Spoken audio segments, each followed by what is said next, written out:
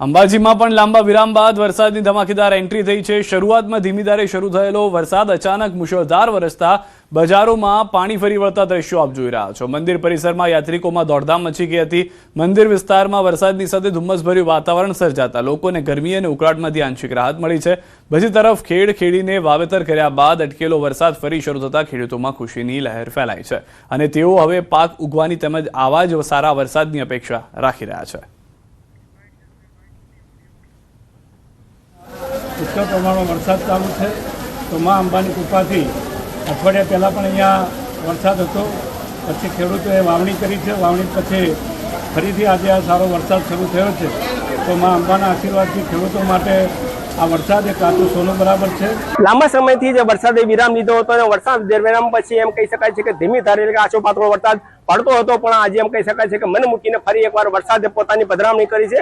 ત્યારે ચોક્કસપણે કહીશ કે આ જે પધરામણી થઈ છે તે પહેલા ખેડૂતોએ પોતાના ખેતરો ખેડી નાખ્યા છે અને વાવેતર પર કરી નાખ્યું છે। ત્યારે આજે વરસાદ જે છે એ વરસાદ કાચા સોના સમાન છે। ખેડૂતો માટે પણ એક સારા પ્રમાણમાં સારો વરસાદ થઈ રહ્યો માનવામાં આવી રહ્યું છે। આપણે બતાવવા માંગીશ કે હાલ તક અંબાજી મંદિરની પરિસ્થિતિ જે છે આપણે બતાવવા માંગીશ કે કેટલાક વિસ્તારમાં જે છે ધુમ્મસભર્યું વાતાવરણ પણ સાથે જોવા મળી રહ્યું છે અને અંબાજી મંદિર પંથકમાં પણ જે યાત્રિકો છે એ યાત્રિકો પણ જેમ ક્યાંક ને ક્યાંક પોતાનો છાંયડા શેડનો આશરો લઈ અને પોતાનો માર્ગ બનાવીને ચાલી રહ્યા છે। અને ખાસ કરીને આપણે કહીશ કે આજે જે છે અંબાજીમાં ચાલતા જે કેટલાક અભ્યાસ વર્ગ છે બીજેપીના, એમાં પણ આવેલા રાજ્યસભાના સાંસદે પણ આ વરસાદની સરાહના કરી છે અને ક્યાંક ને ક્યાંક ખેડૂતો માટે લાભદાયી વરસાદ રહે અને આગામી સમય પણ આ રીતે વરસાદ એવી રીતે વરસતો રહે તેવી માં મને આજે પ્રાર્થના કરતા નજરે પડ્યા હતા। મહેન્દ્ર અગ્રવાલ, ન્યૂઝ 18 ગુજરાતી, અંબાજી।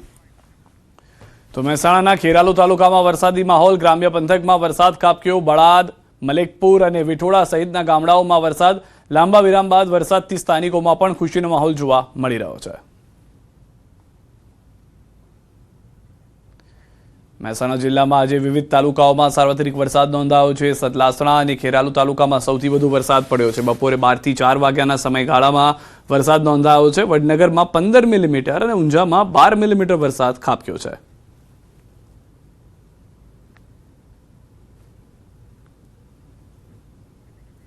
બનાસકાંઠાના પાલનપુરમાં 1 કલાકમાં 1 ઇંચ વરસાદ ખાબકી ગયો છે। વરસાદને લઈ નીચાણવાળા વિસ્તારોમાં પાણી ભરાયા છે। આરટીઓથી રામપુરા તરફ જતા માર્ગ ઉપર ભરાયા છે પાણી। મુખ્ય રોડ પર ઘૂંટણસમાં પાણી ભરાતા વાહન ચાલકો અટવાયા છે। સામાન્ય વરસાદમાં પાણી ભરાતા તંત્રની કામગીરીની પોલ પણ ખુલી ગઈ છે।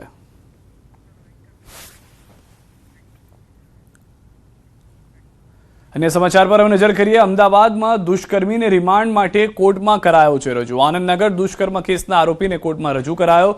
આરોપી ધર્મવીરસિંહને અમદાવાદ ગ્રામ્ય કોર્ટમાં રજૂ કરવામાં આવ્યો। આનંદનગર પોલીસે ચાપતા બંદોબસ્ત સાથે કોર્ટમાં રજૂ કર્યો। આરોપી ધર્મવીરના 5 દિવસના રિમાન્ડની માંગણી કરવામાં આવી।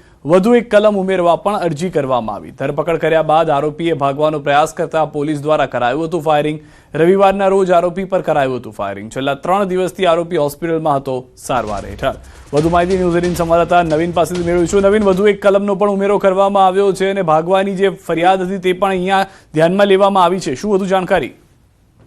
સિદ્ધાર્થ, જે આરોપી છે તેને કોર્ટે તેના રિમાન્ડ જે રિજેક્ટ કર્યા છે અને તેને જેલ હવાલે કરવાનો આદેશ કર્યો છે જે બળાત્કાર કેસમાં। અને સાથોસાથ પોલીસ દ્વારા એક કલમ ઉમેરવા માટે, કેમ કે મોબાઈલ લૂંટીને લઈ ગયો હતો તો એક કલમ ઉમેરવા માટે એક અરજી કરી તે અરજીને કોર્ટે ગ્રાહ્ય રાખી છે અને હવે આરોપીને જે છે તે જેલ ખાતે મોકલી દેવામાં આવ્યા છે। પરંતુ હવે જે આરોપી સામે બીજો એક ગુનો દાખલ થયેલો છે તે બોડકદેવ પોલીસ સ્ટેશનમાં થયેલો છે, જે દરમિયાન તેને પોલીસ જોડે ઝપાઝપી કરી અને ફાયરિંગની ઘટનાને જે બની હતી ત્યારે તો એ બીજા ગુનામાં ટૂંક સમયમાં જેલમાંથી તેની ધરપકડ કરવામાં આવશે। પરંતુ દુષ્કર્મ કેસમાં આરોપી ધર્મવીરને જેલ હવાલે કરવાનો કોર્ટે આદેશ કર્યો છે। જી આભાર સમગ્ર માહિતી બદલ। તો હાલમાં જે રવિવારના રોજ આ સમગ્ર ઘટનાક્રમ ઘટ્યો હતો તેને લઈને પોલીસ તરફથી રજૂઆત કરવામાં આવી છે।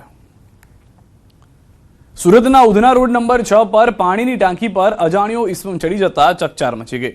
પાણીની ટાંકી પર અજાણ્યો વ્યક્તિ ચડી જતા ઘટનાની જાણ ફાયર વિભાગને કરવામાં આવી।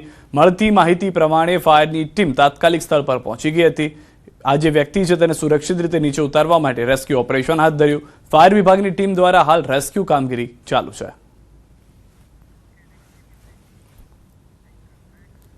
જામનગરના લુહારસાર વિસ્તારમાં આવેલા રૂગનાથ ફળીમાં લાંબા સમયથી જર્જરિત હાલતમાં રહેલા મકાનને લઈને મહાનગરપાલિકા દ્વારા ડિમોલિશન કાર્યવાહી હાથ ધરાઈ છે। જામનગર મહાનગરપાલિકાના એસ્ટેટ વિભાગ અને ટીપીઓ શાખાએ સંયુક્ત રીતે કાર્યવાહી કરી હતી।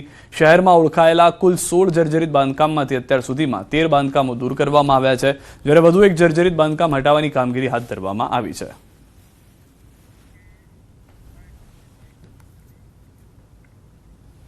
લુહારસર વિસ્તારમાં વિઘ્નાથ ફળીમાં એક G+2 જૂનું જર્જરિત બિન વપરાશી બાંધકામ છે, તેની ડિમોલિશનની કામગીરી એસ્ટેટ શાખા અને ટીપીઓ શાખા દ્વારા સંયુક્ત રીતે ચાલુ કરવામાં આવેલી છે। 16 જે અતિ જર્જરિત બાંધકામો હતા તે પૈકી 13 બાંધકામો ડિમોલિશ કરી આપેલા છે।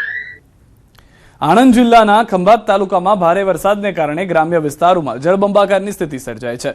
ખંભાત તાલુકાના જીણજ ગામથી કનીવાલ તરફ જતા માર્ગ નજીક જીણજ તથા તારાપુર તાલુકાના બુધીજ ગામની સીમ વિસ્તારમાં આવેલા ખેતરોમાં હજુ પણ વરસાદી પાણી ભરાયેલા છે, ત્યારે વરસાદને કારણે બુધીજ ગામની સીમ નજીક વરસાદી પાણીના નિકાલ માટે બનાવાયેલું નાળું તૂટી જતા પાણી ખેતરોમાં ફરી વળ્યા।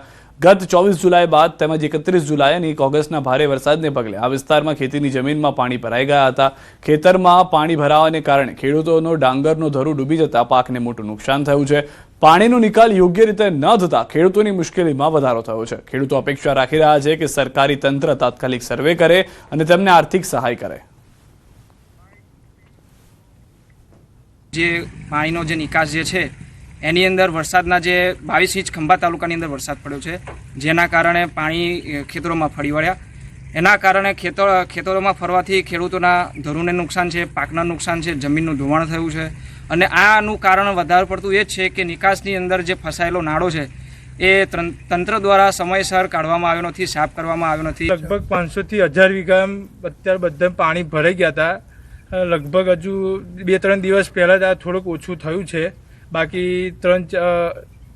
લગભગ 2 અઠવાડિયા સુધી પાણી તો ભરેલા જ રહ્યા હતા। સરકારને એટલી આગ્રહ કરું કે જે આર્થિક સહાય આપતા હોય તે અમને આપે।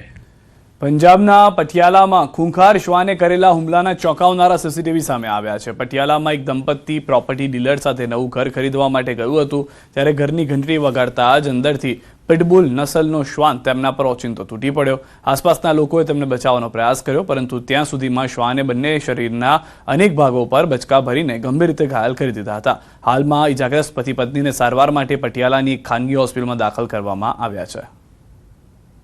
તો દ્રશ્યોમાં પણ આપ જોઈ રહ્યા છો, જે પિટબુલ છે તે હુમલો કરી દે છે। પતિ પત્ની કે જેઓ અંદર જઈ રહ્યા હતા તેના ઉપર પિટબુલના હુમલાને કારણે પતિ પત્ની ગંભીર રીતે ઇજાગ્રસ્ત થયા છે, જેઓને સારવાર માટે હોસ્પિટલમાં ખસેડવામાં આવ્યા છે। આખો પરિવાર જે છે તે પિટબુલને ખસેડવા માટેના પ્રયાસ કરી રહ્યો હતો, પરંતુ તેમાં તેમને સફળતા નહોતી મળતી।